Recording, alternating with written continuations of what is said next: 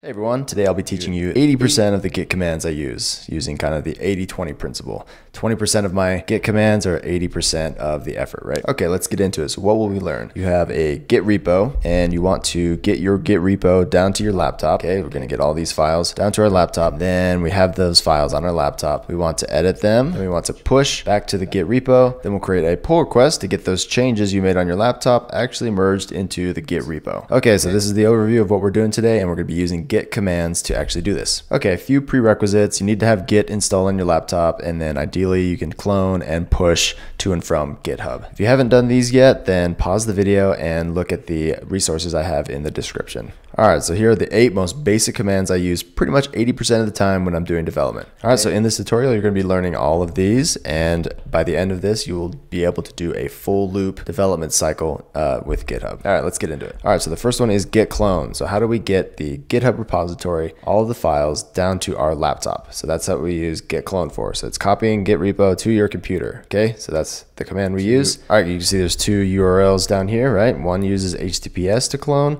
and one uses SSH. The SSH one is more secure, but a little bit more to set up. I recommend SSH, but if you're just getting started, HTTPS is just fine as well. All right, so here's my Git repository here. There's a green button here. It says code. Click on that, and we'll have options here for cloning. I'm going to try HTTPS, hit copy, go to my terminal. I'm in just an empty directory I created.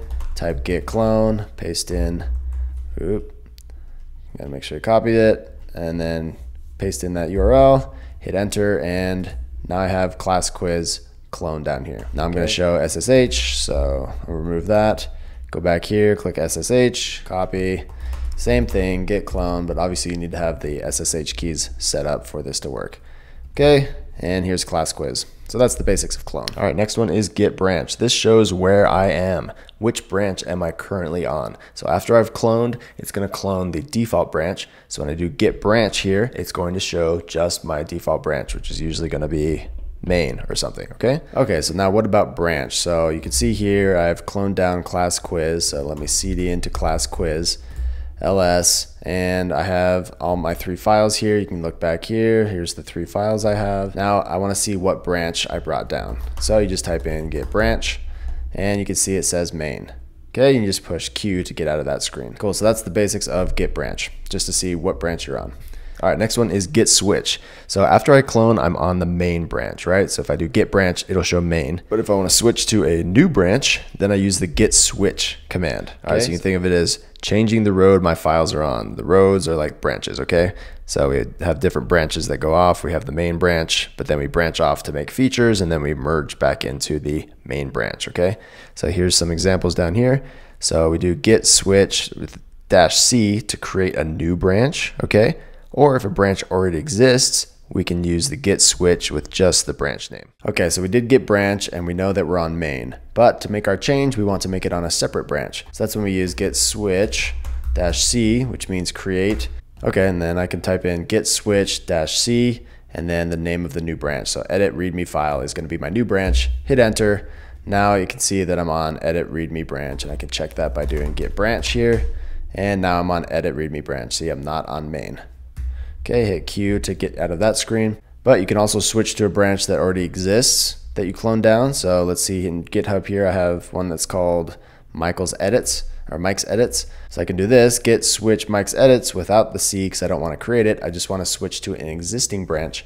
I can hit enter, and now I'm on Mike's Edits, and I can check that by going to git branch. All right, so that is the basics of git switch. All right, next we have git add. Okay, you can think of this as lightly saving a file, not fully saving it, but it's just tracking the changes on this file. Okay, let's say you've modified a file called file.txt. Maybe you made some edits here and here. Okay, now we want to add it to the staging area. That's what we'd use git add for. Okay, so there's kind of 3 different areas that the file moves into in Git.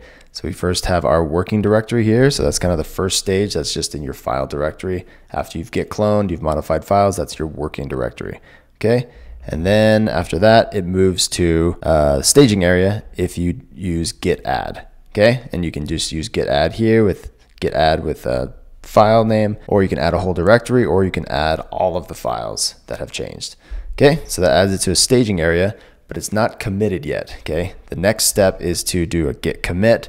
which will actually create that alphanumeric SHA hash code, okay, to actually save it, and then eventually we can push it, okay? But right now, git add, you can think of it as like lightly saving a file.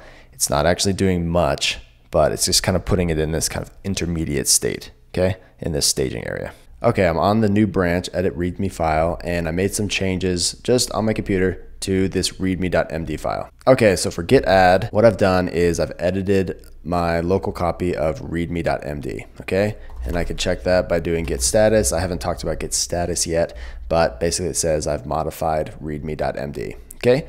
So now I want to do git add so that I can eventually commit and push this to GitHub. Okay, so I do git add and I do readme, not two of them, readme.md, okay? And then if I do git status again, you can see these are changes that are ready to be committed, okay? So it's just a simple command, git add. You can also do git add with a dot, or I think it's -a to do all of them. But usually you can just do it one by one as you edit files. Okay, now let's talk about git commit. So we just added our changes to the staging area, and you can add multiple files. There could be hundreds of files in the staging area, but they're not committed yet.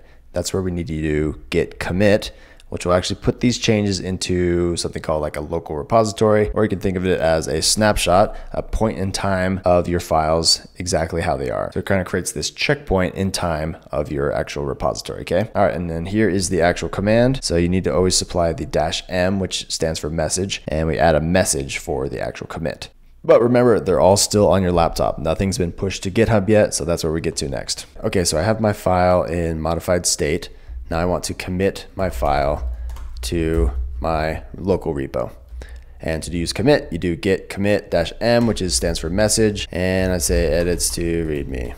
Okay, hit enter, and as you can see now, it created my unique SHA hash, this alphanumeric code that will represent this commit forever in the history of this repo. Okay, so now it's committed and it's ready to be pushed. All right, so now we get to Git Push. Okay, so now we have all these changes in our local repository. Remember, we did git add and then git commit. So all the changes that have been committed to our local repository, we now can push them to github.com or whatever repo you use, but we're talking about github.com here. Okay, so you could think of them as backing up a file or actually publishing your changes. So maybe you could think of it like a blog post. We've edited a bunch of things and now we're finally going to be publishing these changes out, or submitting a draft basically. Okay, and then here's the command git push. Okay, so before I explain push, there's something you need to understand about how Git works. So I have this command, git remote-v. So this shows the origin of the repository. So this shows the repository URL of where I cloned from. So this is where by default where it's going to push. But when I'm pushing to a branch that's not the default branch, I need to specify that I need to use this specific origin, okay? Because you can have multiple origins and Git can get confused that way, so you need to be pretty explicit about that. Okay, so here's our final git push command. You'll notice this -u origin is here. This specifies the upstream, so -u is upstream, and we want to push to the origin, which is the original GitHub repository that we cloned from. So we need to be explicit about that so that Git knows where to push. And then we want to push to this specific branch. And I just noticed there's a typo in this branch, but that's okay. All right, then we hit enter. Okay, and if the message looks somewhat like this, then you know it's successful. It says that you can go to this URL and create a pull request. All right, so we just talked about git push, but one we need to highlight is git status. Okay, so git status, you can always run at any point in your repository if you want to see what files have changed and in what state they are in. All right, so now that we've pushed our changes to GitHub on our custom branch, we need to submit a pull request so that we can request to merge these changes into the main branch. Okay, you can kind of think of it like, hey, can you please proofread my files before they go live? So it's a review process kind of built in to GitHub here. Okay, and then let me show you how to do this in GitHub. Okay, and then you can also get to this screen by going to your repository. GitHub will know that you just pushed a new branch and it'll ask you if you want to do a pull request. So you can hit compare and pull request, and then you can create a title or description and hit create pull request. And then now you can see that edit readme file wants to be merged into main. So here's our change that we did. So we just added a few lines here, and then people can add comments and things like that, and you can merge the pull request.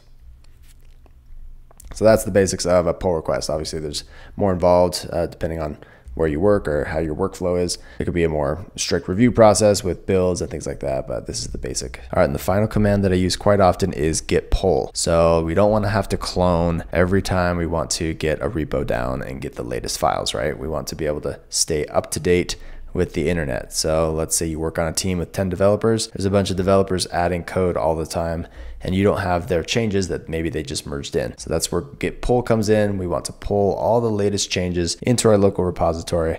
We can pull a specific branch. Usually you pull like the main branch into your feature branch if you're behind some commits from other developers. So here's the commands you'd use. You can use Git Pull, or you can do, okay, sorry, scratch out this. This is not right. So it's just Git Pull origin, and then you can specify a specific branch to pull into your branch locally. So that's how you stay up to date. Git Pull. So this is when there's changes upstream in GitHub that other developers maybe have pushed into main.